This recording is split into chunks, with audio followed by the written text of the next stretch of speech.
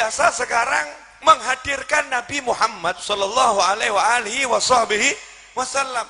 Jangan hilangkan Nabi kita, jangan hapus Rasul kita, jangan buang pemimpin kita, jangan buang panutan kita. Laqad kana lakum fi Rasulillahi uswatun hasanah.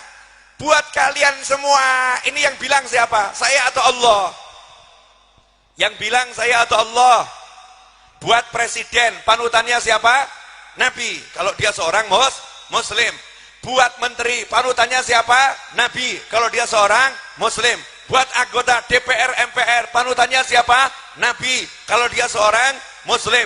Buat habib, buat kiai, buat ustadz, buat syekh, buat guru, buat masyarakat, buat siapapun, umat Nabi Muhammad SAW. Panutannya siapa? Nabi Muhammad SAW. Panutannya Rasulullah, bukan yang lain. Loh, kalau udah panutannya Nabi, keren. Saya kasih contoh ya. Satu, Nabi nggak suka musuhan. Nabi nggak suka musuhan. Ibu-ibu suka yang di pelataran masjid, Bu, sumuk ya. Ya mudah-mudahan ada angin dikit lah. Jangan banyak-banyak. Pohon, bu obah didi air. Kata pohon, aku gak iso obah. Sejak kapan pohon bisa bergerak? Pohon itu cuma bisa tumbuh, gak bisa bergerak. Yang bisa tumbuh dan bergerak hanya manusia, kambing, kucing, itu tumbuh dan bergerak. Pohon tidak bisa bergerak, pohon hanya bisa tumbuh. Hanya ada satu pohon yang bisa bergerak. Siapa itu? Pohon korma yang dipanggil Nabi Muhammad sallallahu alaihi wasallam. Pohon korma dipanggil sama Nabi, Reneo, moro. Masya Allah. Allahumma sholli wa sallim alaihi. Yaitu hanya berlaku sama Nabi. Itu namanya mukjizat, khariqul adah. Mukjizat itu melanggar hukum, melanggar hukum yang berlaku sebagaimana mestinya. Mestinya pohon nggak bisa melaku, dia melanggar hukumnya pohon. Dia bisa jalan. Nyeleneh katanya, ini pohon nyeleneh. Itu namanya mukjizat. Kalau berlaku sama orang-orang beriman, namanya itu karomah. Kalau berlaku sama ahli maksiat, namanya itu istidraj. Namanya itu tipu daya. Boleh dilanjut? Saya nggak tahu lo mau ngomong apa. Pokoknya ngucap aja. Perkara keluar nggak keluar, not my problem. Jenengan sudah duduk, saya udah berdiri. Begini aja udah nikmat. Saling memandang dengan penuh cinta. Kurang apa? Betul ya? Dua pecinta itu tak perlu banyak berkata. Tatapan mata menyiratkan semua isi yang ada dalam jiwa.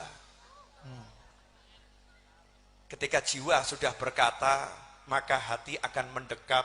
Saat itulah tubuh tak kuasa menolak, akan saling mendekat dan akhirnya akan berpelukan.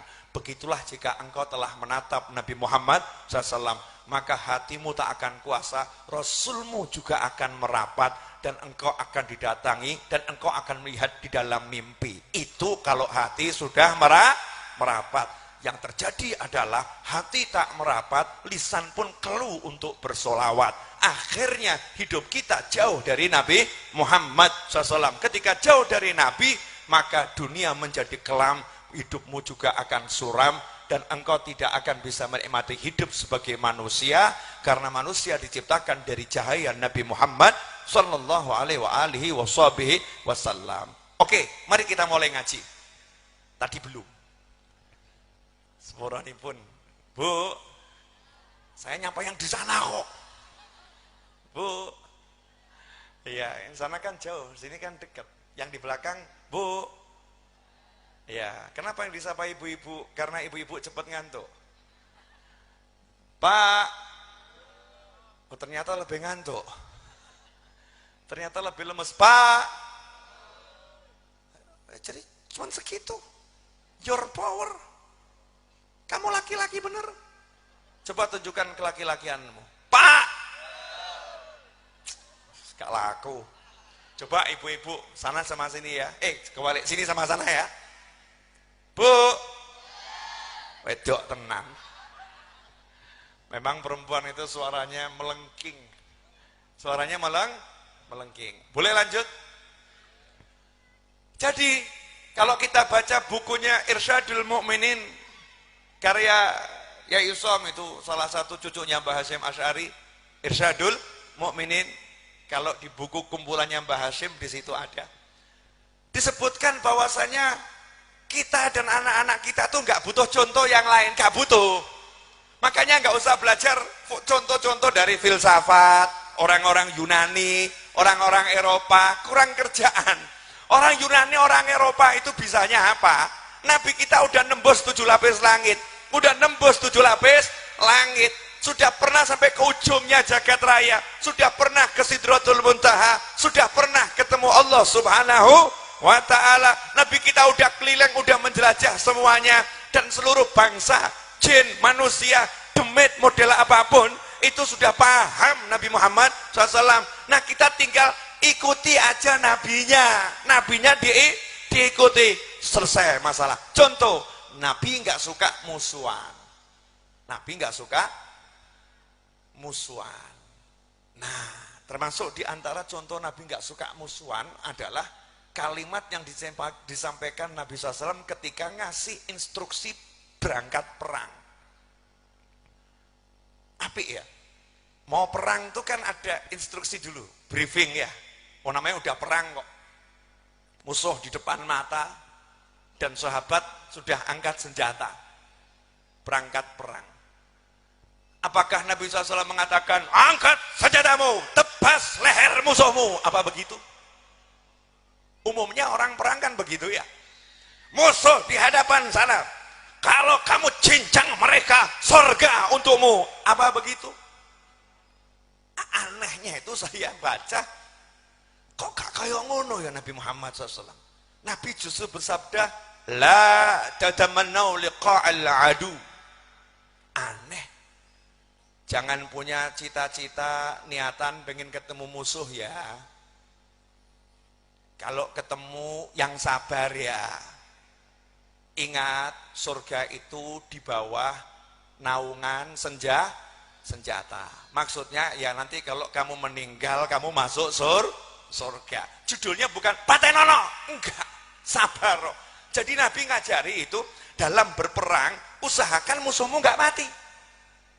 Terus piye? Kalau kamu mati enggak masalah, kamu masuk surga. Tapi kalau musuhmu mati masalah, dia masuk neraka.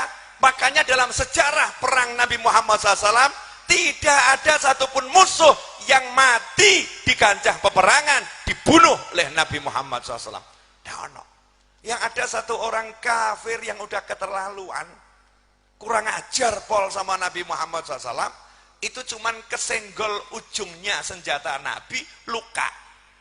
Lukanya ini kemudian setelah pulang jadi bernanah, ya jadi borok, akhirnya mati gara-gara luka tersebut. Mati gara-gara luka tersebut. Bukan gara-gara ditikam, bukan gara-gara dipanggal, bukan gara-gara disayat-sayat. Bukan. Saya mau nanya, aneh atau enggak aneh ini? Jadi Nabi kalau perang gimana Ustaz Salam? Jatuh senjatanya, wes golek liyane. Berharap masuk Islam. Berharap masuk Islam. Lah kok kita ini umatnya katanya mau nyontoh Nabi, jangankan perang, baru naik motor di jalanan aja ngejak gelut. Din, din, din, din, din, din. Masya Allah. Klakson berperang.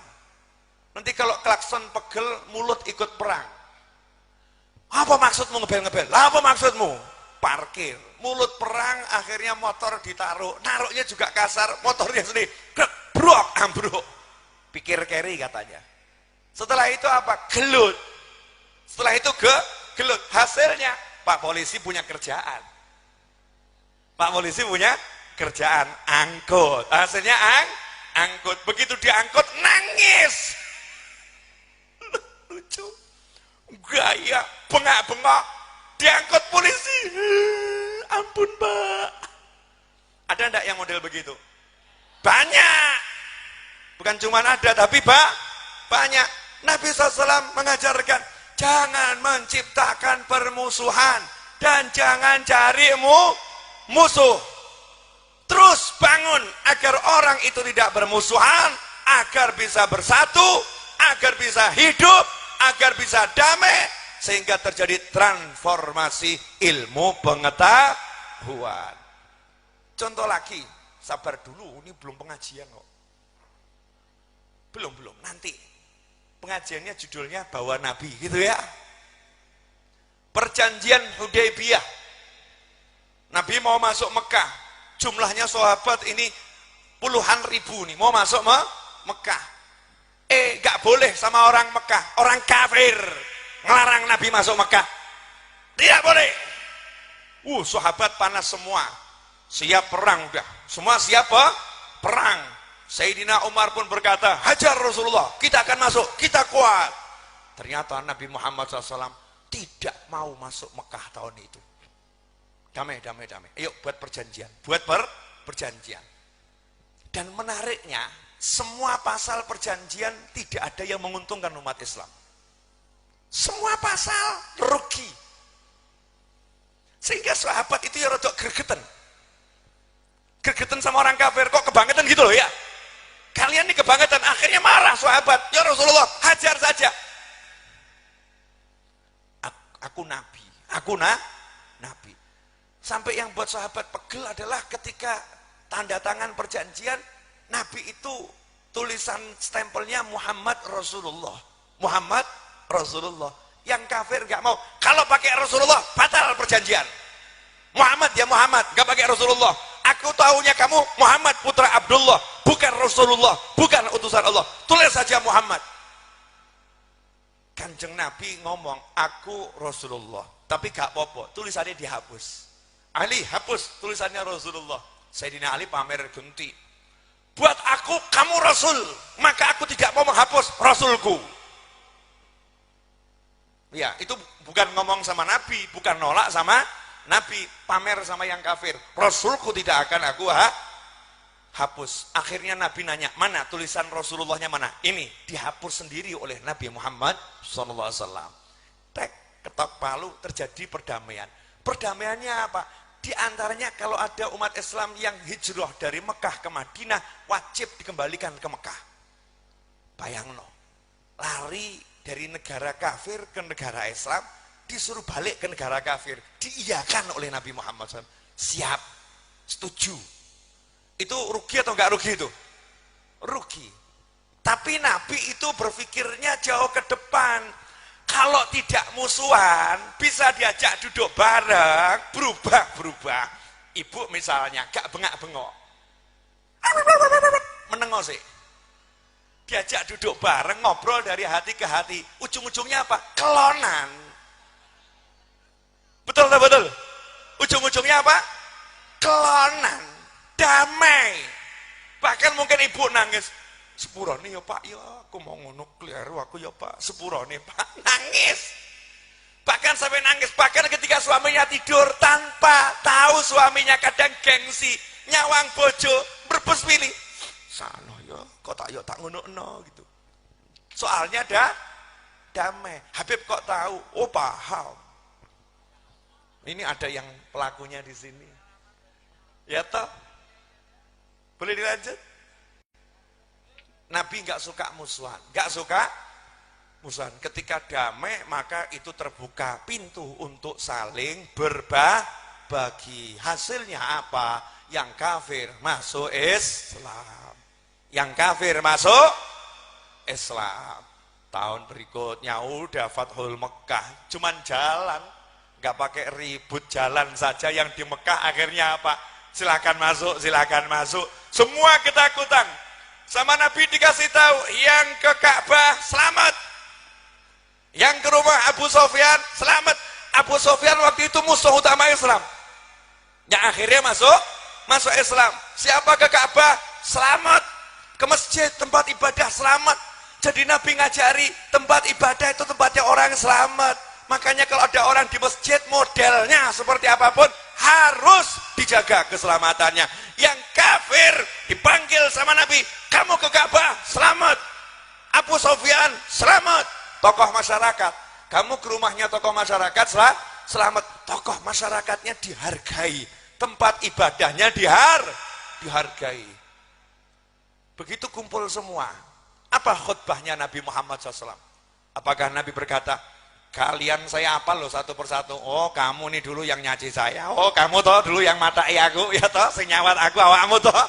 Oh kamu dulu kan yang ngirim anak kamu untuk bunuh saya. Waktu saya mau hijrah, oh kamu apal semua. Jadi semua itu sebetulnya gemeter. Tawanan perang tanpa diikat. Kalau sekarang tawanan perang dipenggal lehernya. Naudzubillah amin. Dzalik ditembak mati. Naudzubillah amin. Dzalik. Nabi Muhammad SAW mengeluarkan satu statement yang menggemparkan dunia sampai hari ini. Idhabu fa'antumut tulaqa. Silahkan kalian semua pergi bebas merdeka. Kalian merdeka, bebas, tanpa syarat, mulia. Ya langsung syahadat. Lah kok kayak gini ya Nabi Muhammad SAW. Akhirnya pada masuk Islam. Paham maksud saya? Jadi kalau kita mau rukun, rukun nanti tercipta banyak hal yang bagus.